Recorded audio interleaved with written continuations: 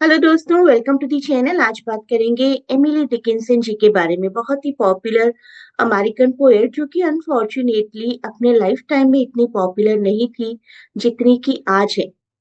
जानते हैं उनके बारे में कुछ ऐसी बातें जो कि उन्हें एक बहुत ही खास पोएट बनाती हैं, और ऐसे कुछ फैक्ट्स जो कि एग्जाम्स में आपके काम आएंगे। You can join this channel. यहाँ पर आपको एक बेसिक पीडीएफ मिलेगी अपने सिलेबस से रिलेटेड, और time to time important information मिलती रहेंगी जिससे कि आप अच्छे से प्रिपेयर कर पाएंगे।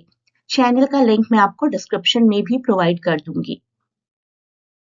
अपने टीयर 2 के एग्जाम पैटर्न को भी देख लीजिए। 60 क्वेश्चंस होंगे 60 मार्क्स के, और 10 क्वेश्चंस होंगे 40 मार्क्स के जो कि सब्जेक्टिव होंगे, और आपके शॉर्ट क्वेश्चन में से 0.25 मार्क की नेगेटिव मार्किंग भी होगी। तो बहुत सोच समझकर आपको आंसर्स करने हैं, और मेरे सभी वीडियोस को देखते रहिए तो मोस्ट प्रोबेबली आपके आंसर्स गलत नहीं होंगे। मैं अपने वीडियोस में सब कुछ एक्सप्लेन करने वाली हूँ जो कुछ भी आपके एग्जाम्स में आएगा। अगर आप ये फर्स्ट वीडियो देख रहे हैं मेरा, तो जल्दी से इस चैनल को ज्वाइन करिए। One of the most important poets of American literature, Emily Dickinson, 1830 born, 1886, she did die. Amherst, Massachusetts, USA, this is the birth place. और अपने लाइफ टाइम में ज्यादा पॉपुलर नहीं थी, सिर्फ अपने डेथ के बाद ही पॉपुलर हो पाई। बहुत ही क्वाइटली रहा करती थी, शांति से, but her poetries changed the world. बहुत ही आइसोलेशन में अपनी लाइफ जिया करती थी, बहुत रेयर घर से बाहर जाया करती थी। नेवर गॉट मैरिड, फ्रेंडशिप्स भी अगर किसी से भी हुई तो लेटर्स के थ्रू। 1800 के अप्रॉक्सीमेटली उन्होंने पोइट्रीज लिखी हैं, लेकिन बहुत कम पब्लिश हुई। उनकी दुनिया बहुत छोटी थी, इमेजिनेशन बहुत बड़ी थी। She was a prolific writer. Her only publications during her lifetime were one letter, एक लेटर, और approximately 10 poetries, 10 of her nearly 1800 poems. और वो पोइट्री पब्लिश भी हुई थी तो बहुत ही ह्यूज एडिट के साथ पब्लिश हुआ करती थी, to fit the conventional poetic rules of that era. क्योंकि उनकी पोएट्रीज यूनिक होती थी ना अपने एरा के लिए। शॉर्ट लाइंस होती थी, टाइटल्स नहीं हुआ करते थे, स्लैंट राइम हुआ करती थी। स्लैंट राइम की बात हम करेंगे इसी वीडियो में। और बहुत ही अनकन्वेंशनल कैपिटलाइजेशन और पंक्चुएशन हुआ करती थी उनकी पोएट्री में। इसी वजह से उनकी पोएट्री को उस टाइम पब्लिश करने के लिए एडिट किया गया, और अप्रोक्सीमेटली 10 पोएट्रीज को ही पब्लिश किया गया, that too without her knowledge, without her permission. Major themes देखिए उनकी पोइट्री में क्या होते थे। डेथ, इमोर्टैलिटी, नेचर के बारे में लिखा करती थी, इमोशंस के बारे में, स्पिरिचुअलिटी के बारे में, सोल के बारे में, और सोसाइटी के बारे में। उनकी poetries life, death, mystery of existence, इन सब को एक्सप्लोर किया करती थी। देखते हैं क्या यूनिक था उनकी राइटिंग्स में। शॉर्ट लाइंस हुआ करती थी, सिंपल लैंग्वेज। स्लैंट राइम में आपको बताऊंगी क्या होता है। अनकन्वेंशनल पंक्चुएशंस यूज किया करती थी, कैपिटल लेटर्स, डैशेस, इस तरीके के डैशेस का इस्तेमाल। और पोएट्रीज में हमेशा डीप फिलोसॉफिकल मीनिंग रहते थे। Life, death, mystery of existence, जैसा कि मैंने बताया, ये तो थीम हुआ करती थी, और इस तरीके की टेक्निक्स को इस्तेमाल किया करती थी। आइए जानते हैं स्लैंट राइम क्या होता है। स्लैंट राइम हाफ राइम या इम्परफेक्ट राइम, जहां पर कि अनकन्वेंशनल तरीके से राइम करवाया जाता है, जैसे कि हैट के साथ कट।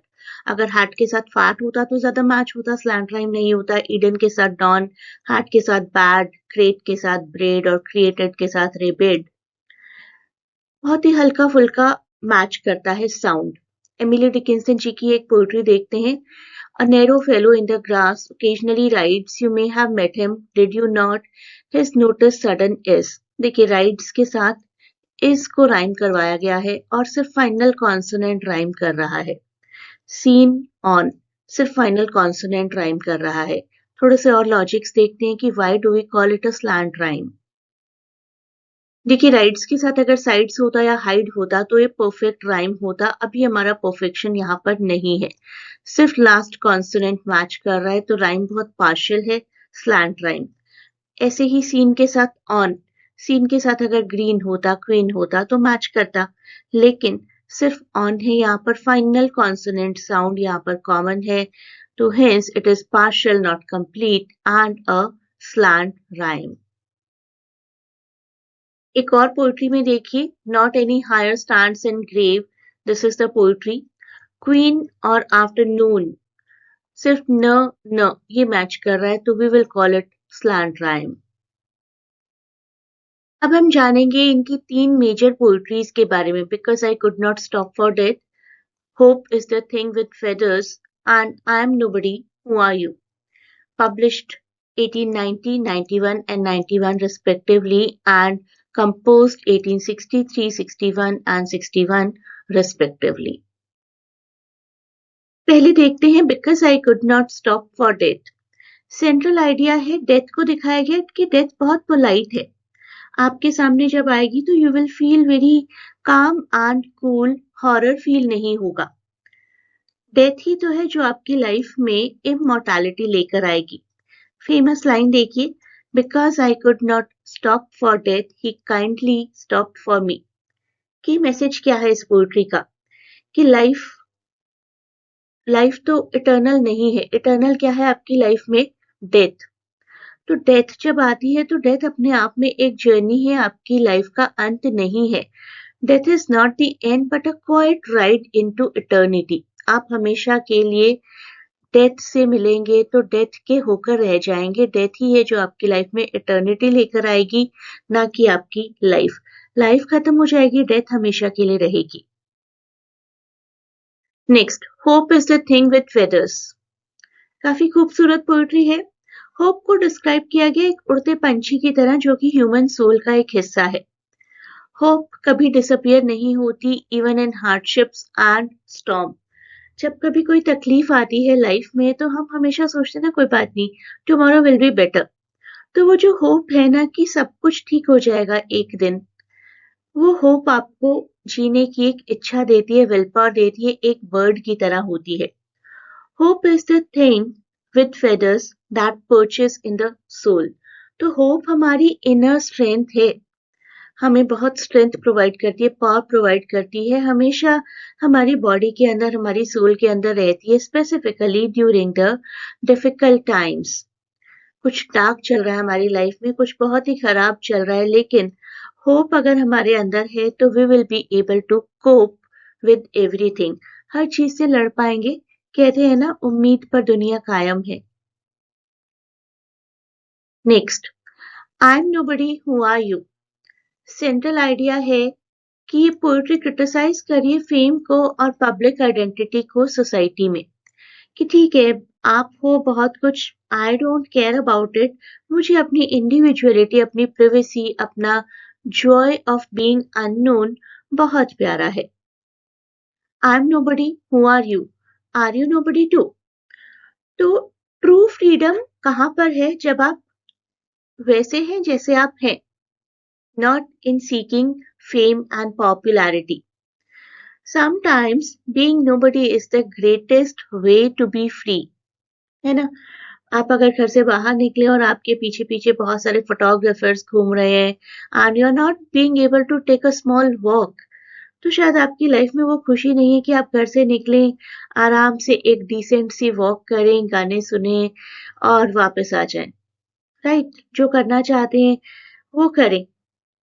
तो I am nobody, who are you कहकर पोर्ट्रे किया गया कि मुझे फेम नहीं चाहिए, पब्लिक आइडेंटिटी नहीं चाहिए, मुझे अपनी इंडिविजुअलिटी बहुत प्यारी है. पॉपुलरली एमिली डिकिंसन को नन ऑफ एमहर्स्ट या फिर सेंट ऑफ एमहर्स्ट भी बोला जाता था.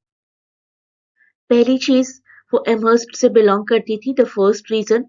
एंड बहुत ही अकेलेपन वाली सिक्लूडेड लाइफ जिया करती थी, सोशल लाइफ को अवॉइड करती थी और रेयरली अपने घर से बाहर आया करती थी. तो she has been given the title nun of Amherst. उनके टूम्बस्टोन पर लिखा है कॉल्ड बैक, और ये फ्रेज उन्होंने लिया है अपने टाइम के एक पॉपुलर नॉवेल से, ह्यू केनवे का novel of the same name.